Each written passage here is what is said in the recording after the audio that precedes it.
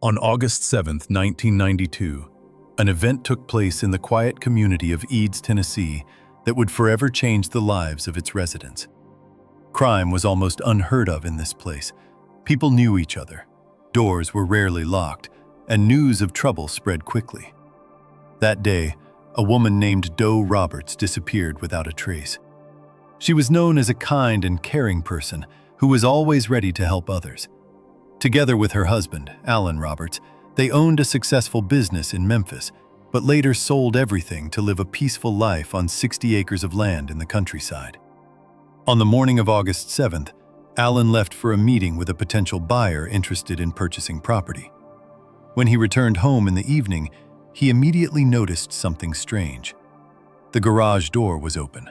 The car was still there, and Doe's bicycle had not been moved. The house was silent. She was nowhere to be found. Her inhaler was lying on the kitchen table. Doe suffered from asthma and never left the house without her medication. Alan immediately realized that something was seriously wrong. He began calling friends and relatives, but no one knew where she could be. At that moment, the phone rang. An unknown man with a strong accent claimed that he had kidnapped Doe and demanded a ransom of $100,000. He warned Alan not to contact the police. Moreover, he seemed to be watching him. When Alan tried to record the call, the kidnapper ordered him to destroy the cassette immediately. After that, Alan contacted the police anyway. The FBI joined the investigation.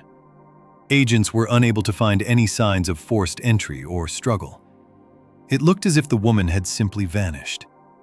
The kidnapper called again and again, but never provided clear instructions on how to deliver the money. His behavior seemed strange and illogical. Because of this, investigators began to consider the possibility that Alan himself might somehow be involved. Meanwhile, rumors spread throughout the community. Some residents found it suspicious that the man began spending time with other women as he tried to cope with loneliness. This only increased the suspicions. Months passed. The kidnapper called not only Alan, but other residents of Eads as well. He accused the husband of not caring about his wife and tried to turn the community against him. The case became more and more confusing. The turning point came when Doe's relatives decided to conduct their own investigation. They gave a suspicious person a phone number that only they knew. The very next day, the kidnapper called that exact number. Suspicion fell on a respected member of the local church, Charles Lord. When the relatives arranged a meeting at a motel, he showed up, claiming that he wanted to help deliver the money. But he made a mistake. He knew details that only the criminal could have known. The FBI quickly gathered evidence.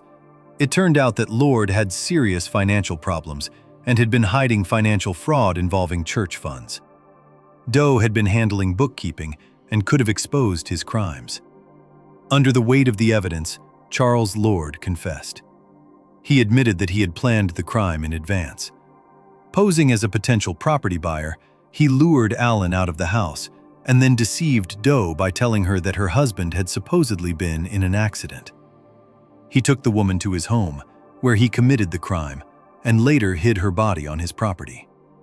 It was later discovered that the burial site had been prepared in advance, several weeks before the tragedy.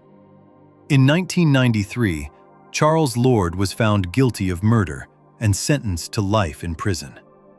Alan Roberts, who had long been under suspicion, was fully cleared. However, the experience changed his life forever. He left Eads and started over.